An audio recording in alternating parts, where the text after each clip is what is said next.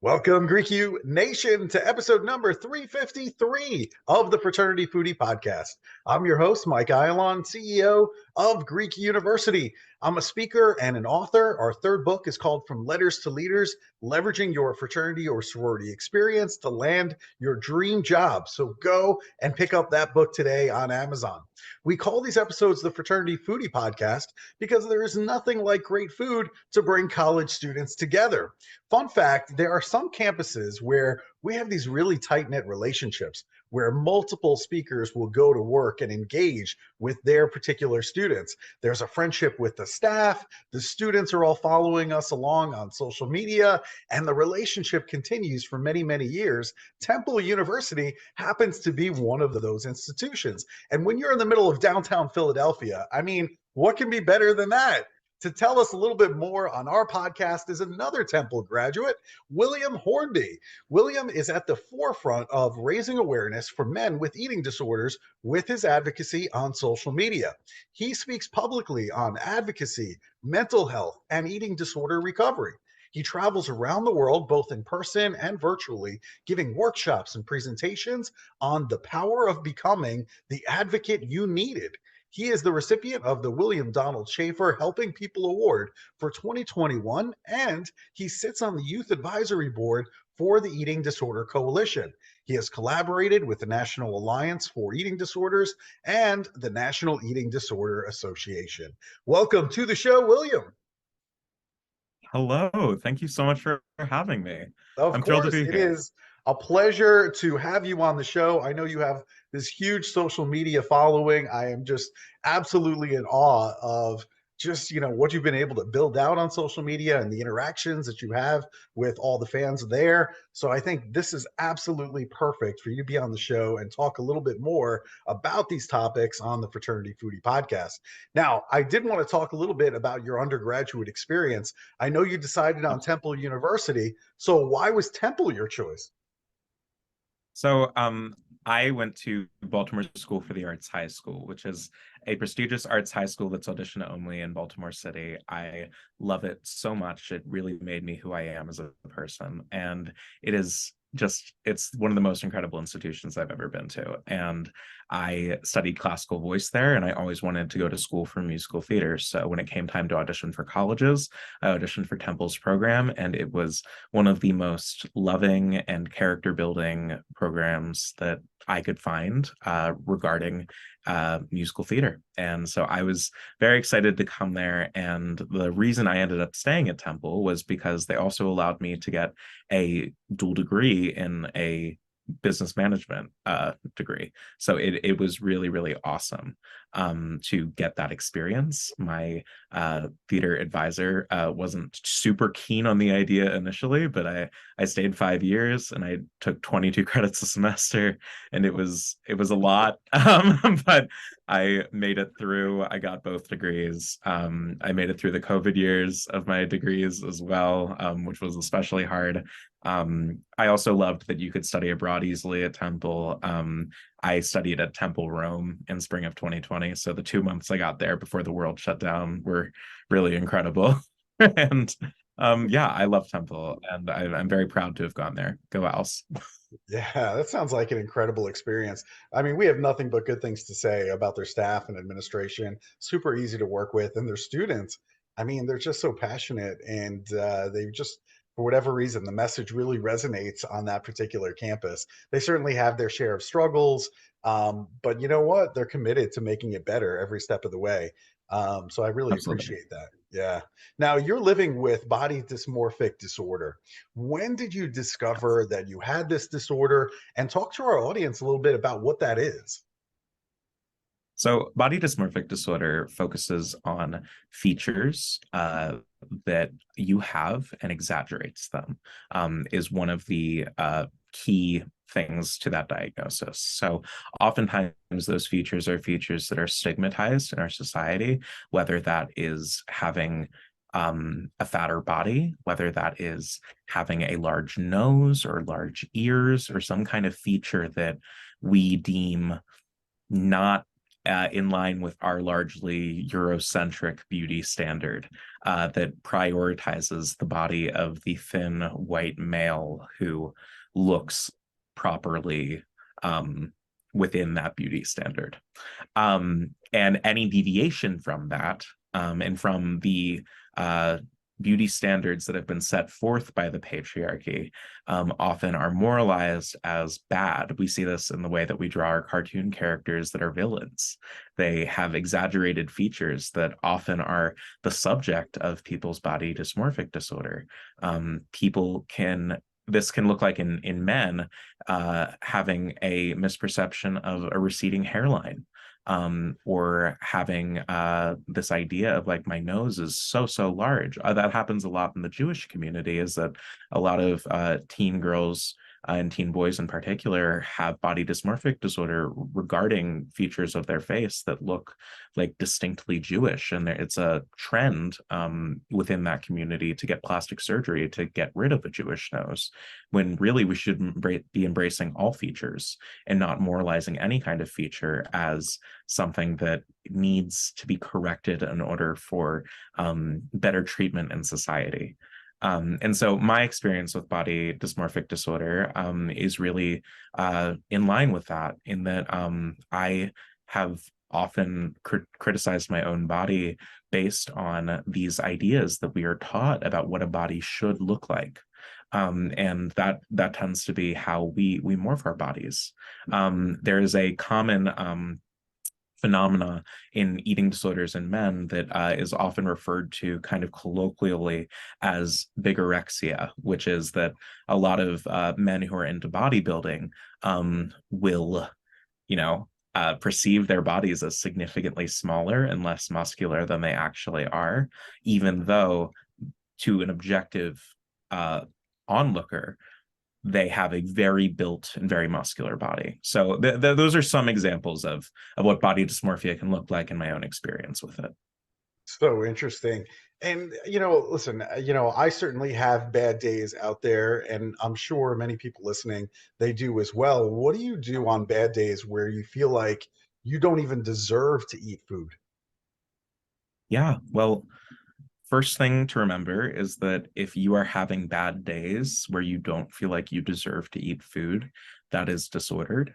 And if there is an emotional component to it, which again, if it's a bad day and you're feeling bad mentally regarding disordered eating, that is evidence that you might have an eating disorder. So the first thing to keep in mind is that you should probably pursue eating disorder recovery. And I think we're going to talk a little bit more about that later.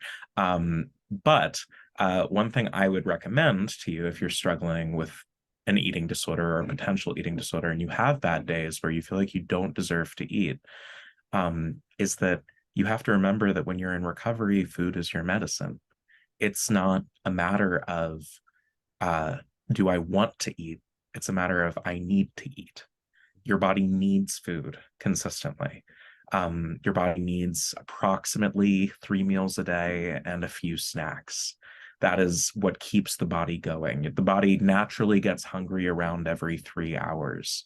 And that's when we are in tune with our hunger and fullness, which is the idea behind eating disorder recovery, is to get to a place where you can acknowledge when you are hungry and eat until you are no longer hungry, but not past the point where you get to the feeling where you're feeling really upset. Your body doesn't, you've eaten too much, essentially.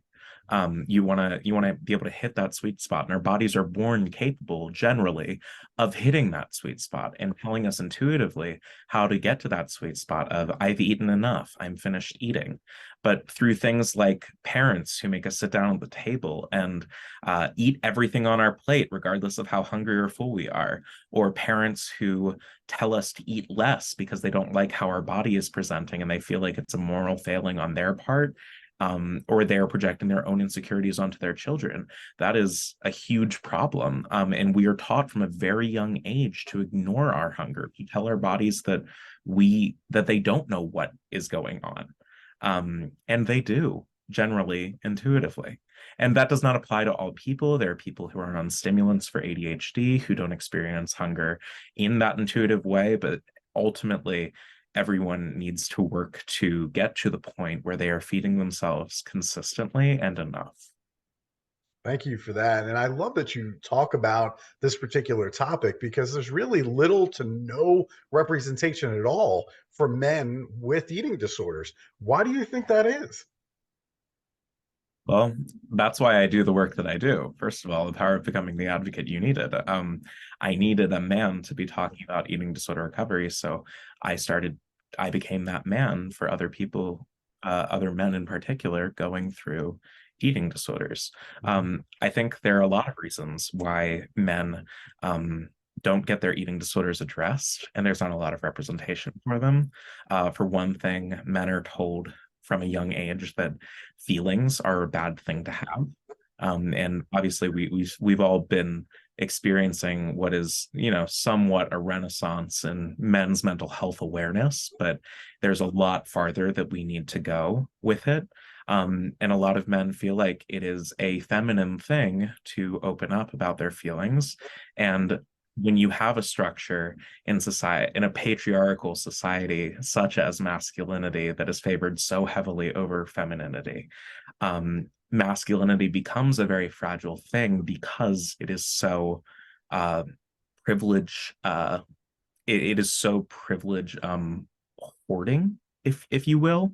Like when you have that status as a masculine man, that is really one of the best things you can be as far as the patriarchy is concerned.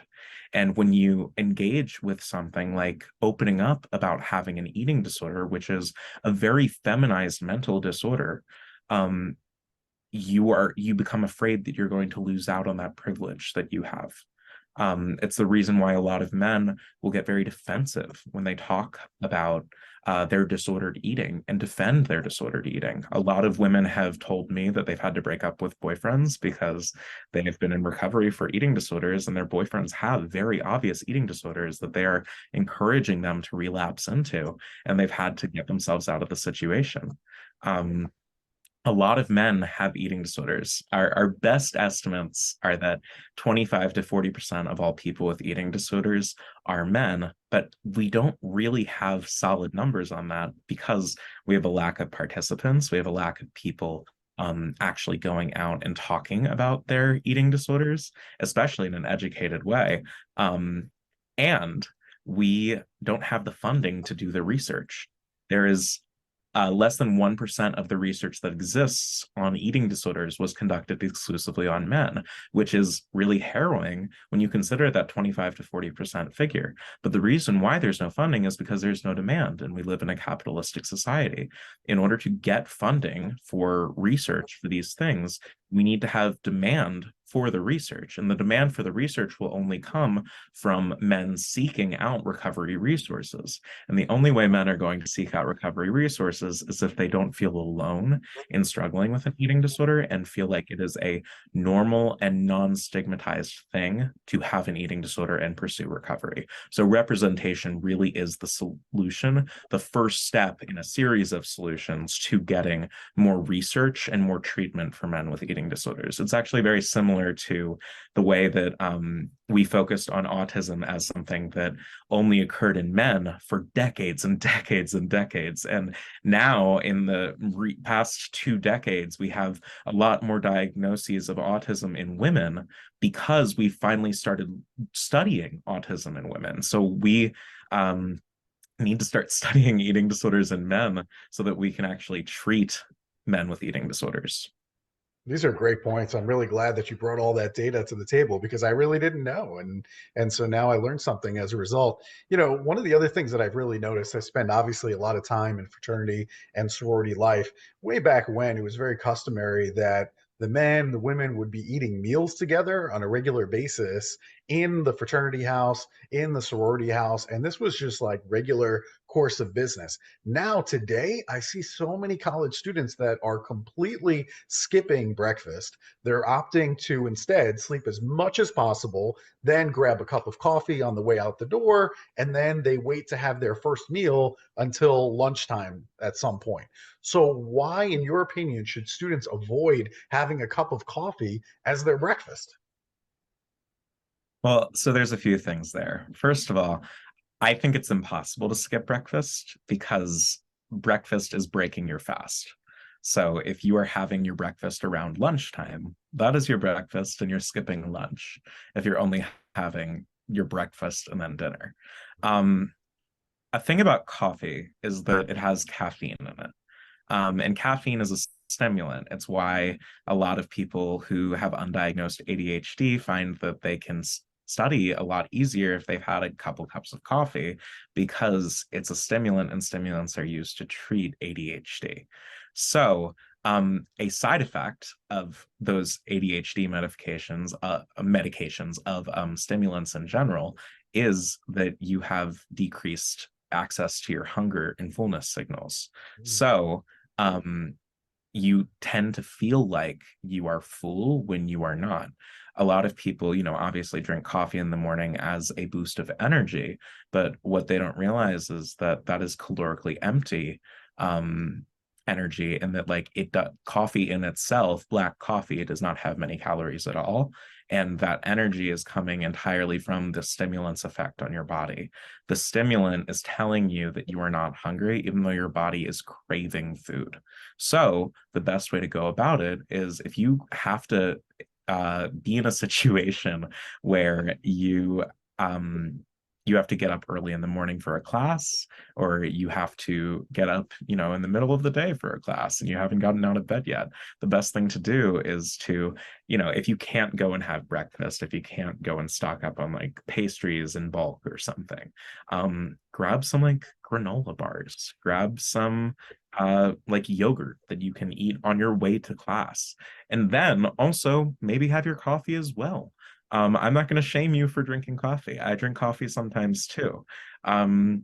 But it's important to remember that coffee does cut off your ability to feel hunger in the way that it is asking you to feed it. So I always recommend eating before you have your coffee, and then eat again at lunchtime and eat again at dinner time. And if you're hungry in between, have some snacks.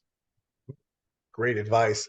Now, I want to talk to you a little bit about this anti-fat bias that's out there. For me personally, I know that I'm always trying to take selfies from this higher position so that way I don't, kind of feature this double chin that I have in the You're photo. not alone on that. I mean, Yeah. like that's like just a thing. Like even this video is up high, and I think all of that is intentional. But isn't all that really matters is the fact that we're happy?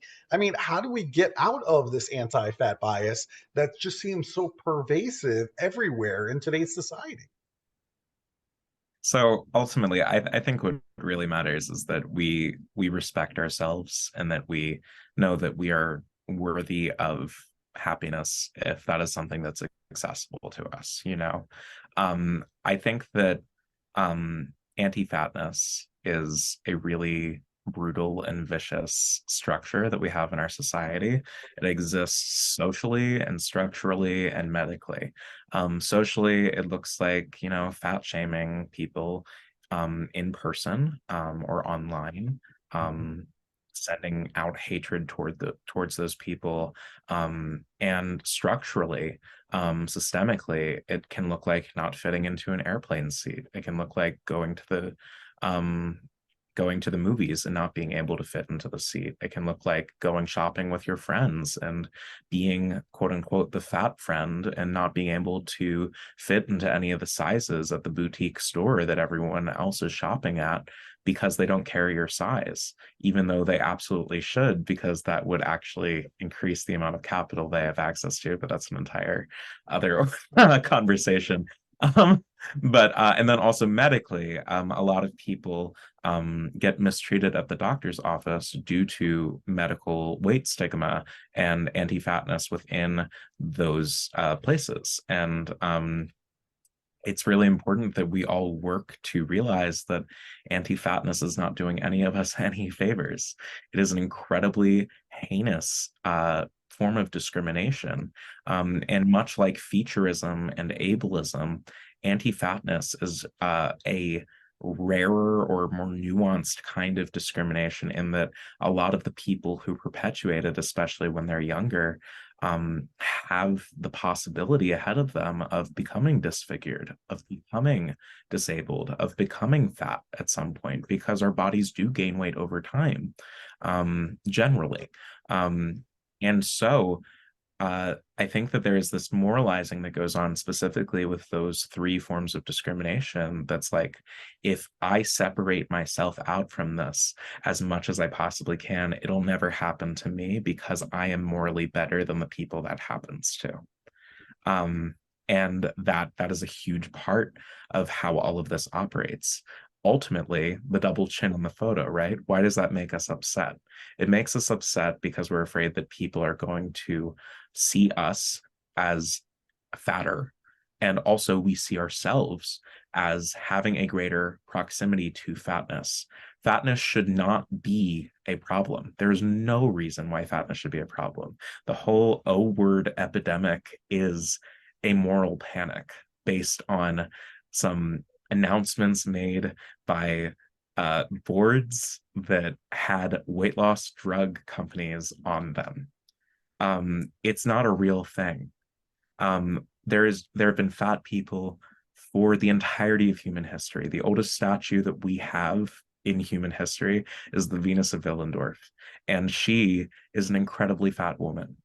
Fatness has always been around, it has always existed, and we are not meant to try to modify our bodies in ways like that. Like, a lot of our weight is determined by genetics. That around 70% of what determines our weight is genetics. And then the rest tends to be autoimmune diseases that we end up. It could be that our body has adjusted our metabolism because of a history of weight cycling, which is what usually happens when people pursue intentional weight loss. They lose 20 pounds and then they gain 30, and this goes over and over and over again until they are living in a fatter body, because their body recognizes every attempt at intentional weight loss as a period of starvation and adjusts the metabolism and adjusts the body's natural set point to match that, and uses that past of periods of starvation as a failsafe for the future, as a, like, this has happened before, so we have to make sure we have enough fat in our body to survive this period of starvation next time it comes.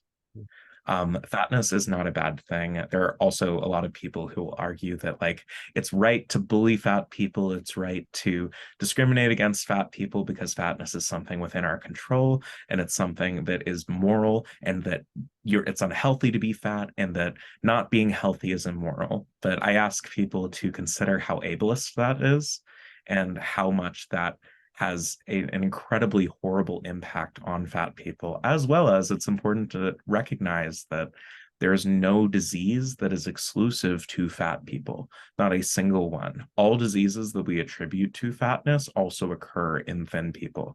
And so if you are a fat person going to the doctor and your doctor tells you to lose weight in the face of knee problems or in the face of high cholesterol or any sort of issue within that vein, ask them how they'd treat high cholesterol in a thin person. Ask them how they would treat knee problems in a thin person. And the answer is, for knee problems, that you go get an MRI and you see what's going on. Instead of waiting years until the knee problem has gotten so bad that eventually the doctor orders an MRI for the fat person with knee problems and finds out that it's a really, really horrible meniscus tear or ACL tear. And it's gotten worse. And they're like, well, it's so bad because you're so fat. And it's like, no, it's gotten bad because they were medically neglected for so long. And you refused to actually address the problem they were coming in for. So anyway, I went a lot of different places with that, but that is a modicum of what I consider to be the problem with anti-fatness and the reason why we should all work to get rid of it. Yeah. That's a great overview. Now, what happens if we have a friend, a fraternity brother, a sorority sister that's struggling with eating, struggling with their body image? How do we talk to them about it? So it's very hard, especially with men, to approach someone about them struggling with an eating disorder. Ultimately, the best thing you can do is be a person that that person feels comfortable opening up to. And maybe leading them into opening up to you about their struggles with food and their body, if that is truly what they're going through, or if they bring up to you like, hey, I'm feeling really weird about my body, or they say some kind of anti-fat thing about their body, maybe you can say, you want to like talk about that or unpack that. And ideally, if they open up to you enough to admit that they are struggling with eating and they are having an emotional issue regarding their disordered eating, you can encourage them to seek out resources. Ideally, if you are struggling with an eating disorder, you will find a registered dietitian. You will find a therapist who specializes in eating disorder treatment, and maybe you will also find a psychiatrist who specializes in eating disorder treatment. Um, there are treatment options available.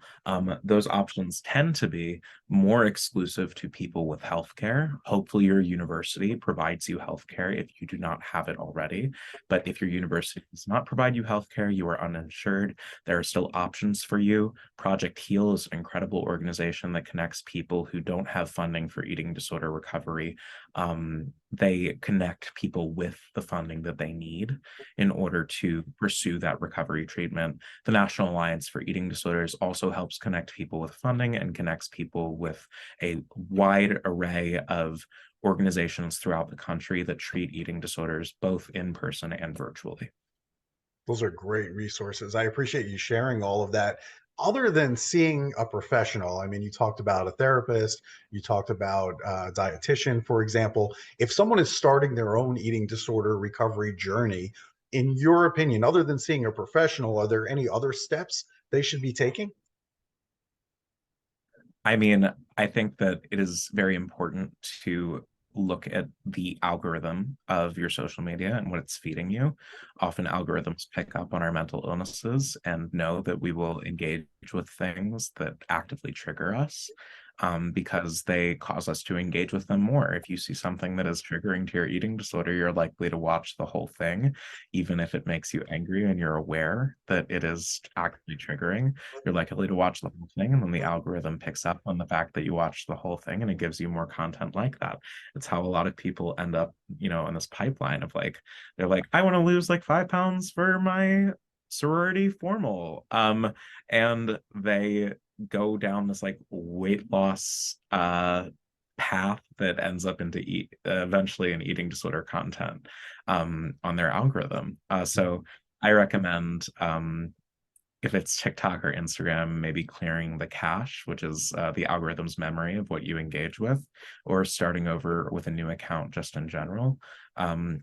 I also recommend drawing boundaries. If your friends engage in something that is scientifically referred to as fat talk, I don't love that term, but it's a phenomenon that we see in like Weight Watchers, for example, where like it's a bunch of people sitting around complaining about the things that they hate about their bodies. It's kind of like that one scene in Mean Girls where Regina is talking about how her body is this and that, and Gretchen and Karen are also complaining about their bodies, and Katie's like, I didn't know I was supposed to critique my body like this.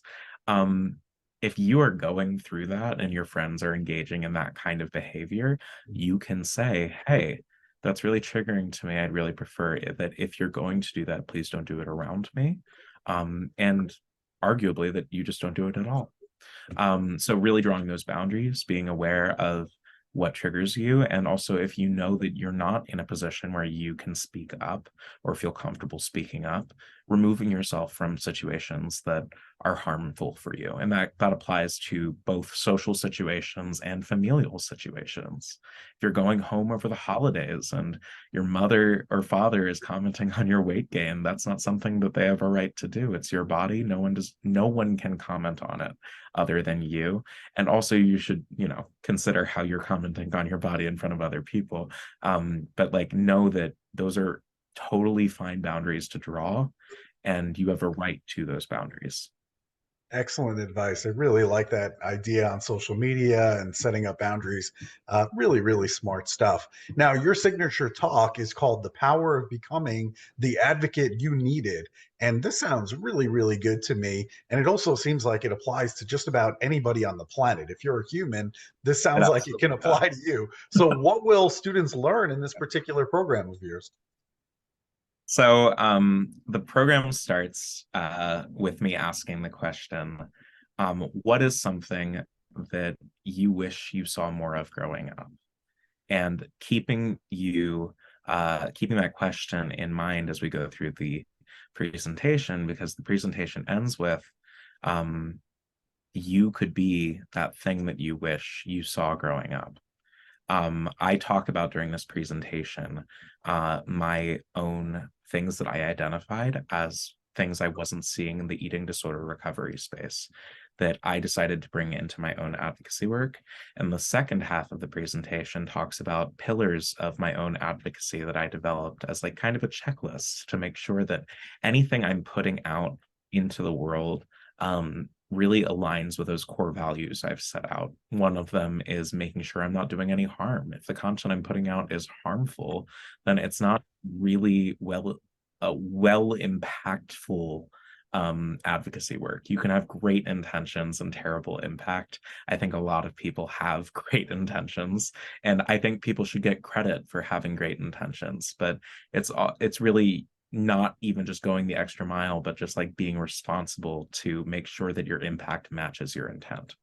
And so that is like one of the pillars that I operate based on when I'm putting out my advocacy work into the world and when I'm choosing who I work with. And that is my presentation. I talk about the specifics of what I do, and I encourage people to identify a point in their lives or something that they've gone through that they didn't see advocated for and haven't seen advocated for since that time that they got through it, because ultimately you're an expert on your own experience.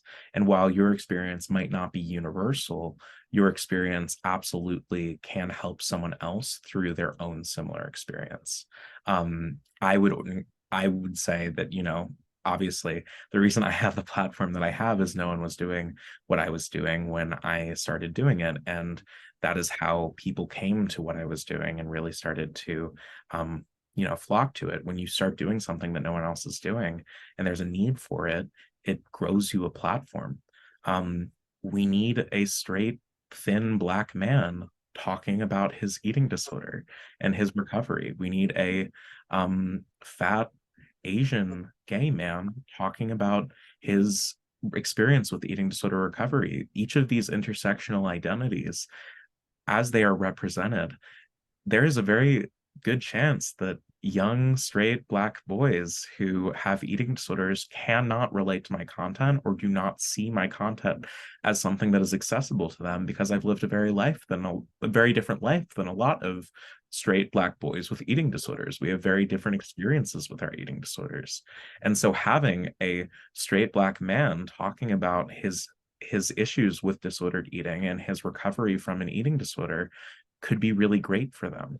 And so ultimately, the reason I'm doing this talk is to encourage people to stand up and talk about their experiences, because it does make the world better. Representation makes the world better. Really well said. I like how you put all of that. And I love how your values really come through in everything that you do, whether it be your speaking presentations or social media. You're really careful to make sure that you're staying true to your values. I wish everybody did that. I really, really Thank do. you. Because boy, oh boy, I mean, there's a lot of people that call themselves fraternity men or sorority women. And, you take an oath to live your life in a certain way. And then I see some of the stuff that they put out on social media, and I'm like, what is this? What is this? So it's just really troublesome for me, and it's Totally know what you refreshing mean. when somebody has the values that you do, and it just comes through. I mean, you can look at any of your videos and you can tell that you're just an incredible person. So I really Well, appreciate that that. was very sweet of you to say. Yeah, no, Thank it's you. amazing. It's amazing. And it's consistent, right? I love that. And obviously, you've been very successful on social media. Maybe it is because you created this place for other people to identify with your story where there was none. So you have over 100,000 followers on Instagram, over 350,000 followers on TikTok. If we have a student listener who's listening to this interview right now, and they want to get a really big following for themselves around some cause that they believe in, what should they be doing? So I think that approaching it from a place of like, I want a big following or I want to be famous is usually a really bad way to approach things. um, I I think that like if I'm being completely honest, one of my biggest fears is the life I'm currently living, which is like a very public life where like people see my image very often. It's often open to people's critiques. And I really hate that. It's one of my least favorite parts of my job. But what I will say is that I started doing something that no one else was doing, and I started making quality content around that. Those are the two things. You find something that is unique to do, or you find a new angle for something that already exists. You address a problem or you address a critique that you have of a certain type of content that exists, and you start making it that way. And you don't focus on the following. You focus on making good content. You focus on staying true to your values. And as you do that, people will either flock to it or they won't. And either way, like if you want to have a career in content creation, you have to be passionate about the thing that you're doing and also have a well-rounded life outside of it. I don't recommend monetizing every single thing that you do in your life for content creation. I think that it's very hard to monetize your life. Um, and it's a pathway for burnout, to treat every aspect of your life as a catalyst for content creation. Um, I started off as a pumpkin carving account on TikTok. I was known as William Carves Pumpkins for the month of October 2020. Notably, that was the first October that TikTok really was at the forefront of our society. It was our first October in the pandemic, and no one was making fun pumpkin carving videos. And so I was. and um and that's another example of identifying a niche, and really pursuing it. You have to be doing something, or bringing something to the table that no one else is bringing. And it's also possible that like so far in your life you don't have anything uh that is worth sharing in that way, or something that you feel comfortable sharing in that way. And that is also completely okay. There were points in my life a few years ago where I was like, I don't know that I have anything to share. I don't know that I'm like even a good artist, because what have I been through that I can depict in a honest way that is meaningful, that isn't taking away resources and audience from other more important art in that moment. Um, and so I think that if you don't feel like you have anything to speak about, just keep living life and support people who do. And eventually something will happen in your life that maybe is a hardship and maybe something that you feel lonely through, and something you can provide perspective on, or maybe you live a charmed life and you don't, and you just practice gratitude and feel very good about that and feel very protected by fate, and you support people who are not fortunate enough to be in that position and do advocacy work for something that they've been through and other people go through that you have not. Wise words, William. Very, very well done. This has been great. I've really enjoyed this interview, and I know our listeners have too. So, if our listeners, if they want to bring you in to speak on their college campus, where should they go in order to connect with you? The best place to contact me is williamdavidhornby@gmail.com for any kind of bookings. You can also DM me on Instagram at William Hornby, and you can follow me on TikTok also at William Hornby. I also am a singer-songwriter. I write music about mental health, and specifically my largest song is Clay, which is about living with body dysmorphic disorder, and about bringing body neutrality into your life. And so you can check that out on all streaming platforms. And there's a music video on YouTube. And I also have a website, williamhornby.com.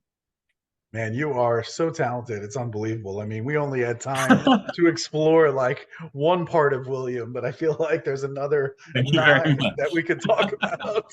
Singer, songwriter, social media. I mean, it just goes on and on and on. You are super talented, and I'm really honored to know you. So thank you so much for sharing your story with us today, William. Thank you. All right. And to our listening audience, if you enjoyed this talk with William, make sure that you like it, make sure that you share it on social media so that way more students are able to hear the words of William today. So thanks so much for joining us on the Fraternity Foodie Podcast, and we will see you next time on the show. Thanks so much.